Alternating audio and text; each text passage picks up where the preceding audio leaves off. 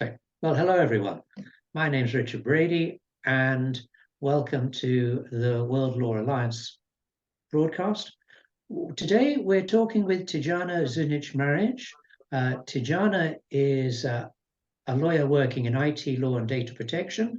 She's also a partner at Zunic Law Firm, which is in fact a Legal 500 recommended law firm. Whilst studying and practicing law in both the UK and Serbia, she has developed a niche expertise within the IT sector by advising a variety of technology enterprises, from startup level to fully established IT companies. She is very impressively recommended as a global leader in the data protection information technology by Who's Who Legal for 2020, 2021, 2022, 2023, and I don't doubt it'll be 2024 as well. And she's a thought leader for 2021, 22, and 23 with she's a legal tech aficionado. She's also a scholar of the University of Cambridge, and she's a member of the Law Society of the UK. Welcome, Tijana. Tijana, I'm going to pose a number of questions to you, and then I'm going to get out of the way and let you speak. So, first of all, I run a company which trains lawyers, so I'm very interested in knowing if you could share a bit about your journey and experience as a woman lawyer in the legal field. Oh, wow. Thank you so much for this question. Well, my journey, I think, started when I was really, really small, basically when I learned how to speak, because actually I come from a lawyer's family. So my father is the founder of the firm, and my mother is an economist. So you can imagine these family lunches and gatherings all about legal debates and business terms. So I kind of learned the art of debating and developing argumentation from early age. So I think unconsciously our parents, when I say our, it's my brother and I, who are also partners in the firm. So at the core of the firm is the family. We kind of developed these skills early on, probably subconsciously influenced by our parents.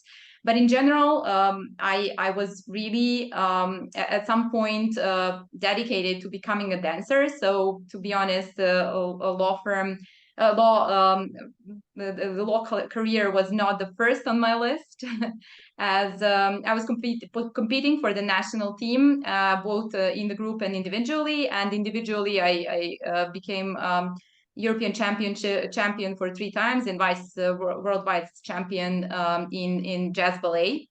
And I wanted to go to Juilliard. Can you imagine? Wow, that must take phenomenal dedication, possibly even more dedication than qualifying as a lawyer. Are the two comparable? Yeah, absolutely. I mean, they're so comparable because everything I learned during doing sports, actually dancing, I apply today. I mean, in immense dedication and especially responsibility and bearing this burden of being alone when you dance individually. The same thing as you represent a big client or a big case where lots of lives depend on. So that's something, those are really, really valuable lessons that you can learn as a child or as a teenager. And also public performance. This is something that I have been accustomed to from early age. So that is very valuable, I think, in the legal profession and helped me a lot. Yeah, unwillingly, I am here today. Luckily, though, because it's due to the injury that I had just before the law school, and then I kind of shifted back to the original plan, and that is to be the lawyer, and here I am today. So my journey actually is somewhere in between being an attorney at law and an entrepreneur. So I also run the firm with my brother and partner, and I also wish to develop a career in legal tech. So those are kind of my aspirations. Well, In fact, you've touched now upon my next question, really, about key issues. In your opinion, what are some of the key issues or barriers that women face in the legal field today? And is there any way you can think of that these challenges could be addressed or mitigated? Yeah. Well, I think that it used to be a profession where you gain with the experience, with the age. And if you are a male, you have an unfair advantage from the start. Somehow it was male dominated profession.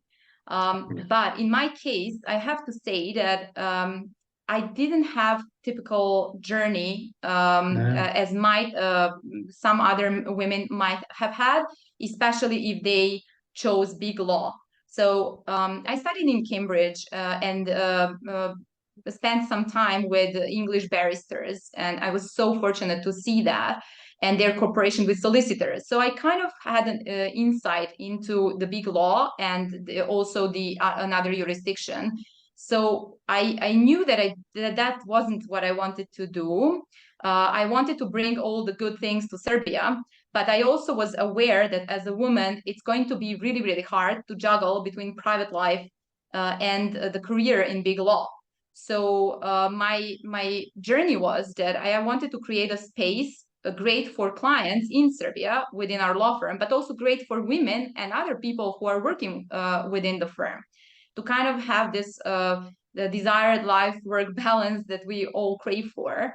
And my journey was quite beneficial in that sense because we, as a law firm, when we came back and pick up where our father built on up to that point, we developed a niche towards the IT sector. So we kind of were the first law firm in the region that actually developed IT specialization, which is a specialization towards industry rather than the field.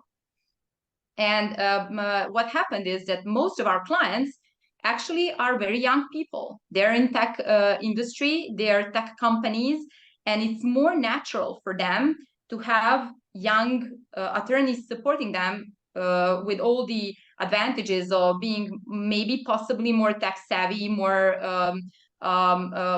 let's say adaptable and maybe a bit more responsive than that elderly generation in Serbia at that point. So they valued that a lot. And I haven't had experience where, as a woman and as a young attorney, I was blocked at some in some way during my progress. But it's more like a workaround solution than like going mainstream, where I'm sure I would have many more difficulties than I have had. Do you feel, you mentioned you didn't feel that you were blocked. Do you think that's because you went into what you might call this new niche field of IT law, Exactly. where, how can I put it, the older technophobes like me weren't in the way to obstruct you? Yeah, I mean, in a way that when you meet tech entrepreneurs, most of them are either in their 20s, 30s, or just over 40. This is from our experience, from startups to like very established SMEs who already have global expansion. It's very, very impressive when you actually meet all these young people who are so successful in business, and scaling that fast is only possible at least until now in the tech industry. So you end up being in a very in an environment where people are very young but also very successful. And with this generation of people, we haven't had any difficulties in terms of like being a woman in the meeting and someone questioning my gender or my age. It was actually quite beneficial in many ways. So from that perspective, I haven't been blocked. But to be a huge disclaimer here, when I came back from Cambridge, it was another landscape when it comes to legal services profession in Serbia. And everybody, including my father, said it's going to be really difficult to go mainstream as a woman, as a young woman, especially because it's people tend to kind of have this impression of the lawyer, of an attorney who is like, first of all, experienced, which is great, of course, but also this kind of attitude where they're very strict and harsh and like loud, and this kind of prejudice maybe, where people sometimes confuse kindness with weakness. And I think that we, to some extent, kind of succeeded in breaking that myth as a law firm. We are definitely trying to be as kind as possible, but also very, very thorough in our approach. Well, I anticipate you're breaking down doors, not just for your law firm, but for all the young lawyers, especially the women lawyers in Serbia. You've already mentioned the significant, I won't call it a milestone, but the significant event of the injury, which diverted you more along the path of law. And quite frankly, what you're doing with regard to the IT company is, would you agree, the main achievement in the law so far? Or is there something else, something further that you can tell us about? Yeah, otherwise, well, there's something else. Wow, okay. I can't wait to say. No, I mean, the way I looked at my career so far was creating a different experience to we say a client-centered law firm. So we wanted to kind of redefine the experience our clients in general have with law firms, to kind of break down that experience to certain touch points and then improve each of those touch points. And the only way we can do that and create a balance for our team is through technology. So what we did is innovation in the legal field is our main focus. We have been obsessed with productivity optimization, with technology enabling our work and everything else. And this was the first part of my career, the way I see it. And now I would say that I'm at the crossroads where I want to kind of go deeper into this, into maybe potentially legal tech and disruption of the legal field, in the way that it's going to create certain products that will help both lawyers and businesses with the legal complexities, and potentially compete on the global market. So this is the way I see it, like my second part of the career. Tijana, I think we've got a slight connecting problem. I can hear you. I can hear you. That's it. You're back with us. Okay, that's fine. You're back with us. Thank you. I've got two more questions, which I'm going to ask you to about. First of all, of course, now you have broken down doors yourself. What advice would you give to aspiring women lawyers who are just starting out on their careers? Oh, wow. Well, I think that there were several things that I would give as my key learning lessons to any young lawyer out there. So the first thing, I think it's very important to know what you want. But this sounds really trivial, but it's not. You really need to spend some time with yourself and envision your career, but not only your career, your entire life.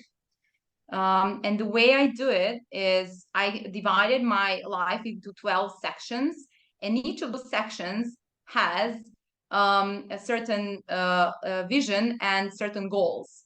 It's almost like running a firm, right? It's almost like being a CEO of your own life, where you have like these ultimate goals, annual goals, quarterly goals, and everything else. And then you have these checks on a certain period of time where you actually see where you are and whether you need to course correct. Because you don't want to, for example, if you choose big law, you don't want to be like miserable at the age of 40 because you kind of neglected the other parts of your life, right? You also, running a training company, we see a lot of lawyers wanting to retrain. Yeah.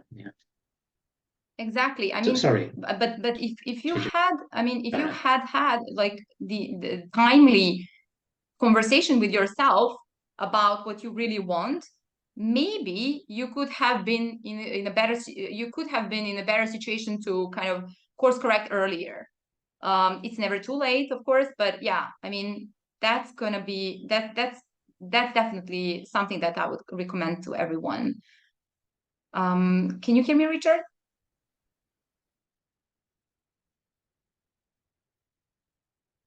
I've got one Okay. last question, then we have to finish. Last question, but it's very. I hope it's one for you, which is, what are your thoughts on the World Law Alliance Women in Law Awards initiative? I was amazed to learn about this What are your initiative. thoughts? Sorry, I think that maybe the connection. Excellent. Yeah. Will now? I think it's. I'm not sure. Will you be going Yeah, for sure. I mean, that's to the next definitely on award my list. ceremony? Will you try to go? Yeah. Yeah, of course. I mean, one thing that I really, really like about it Well, is when I'm I afraid, see. John, I must apologize, but that's. Yes.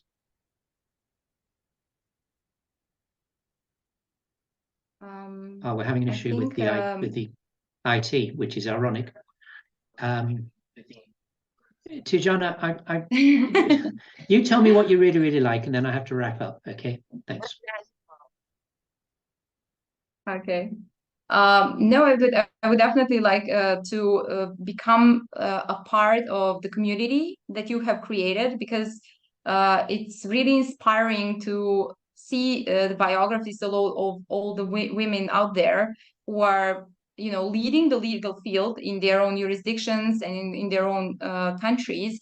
And I would definitely like to find more people to surround myself with similar ambitions, and also maybe potentially mentors or someone that I can help. So yeah, that's for sure something that I can see so many benefits with. Thank you very much. Well, thank you very much, Tijana Maric. I want to thank you very much for your participation today. I found your words very, very encouraging, and also highly appropriate for many of the young women who are setting out on their careers today.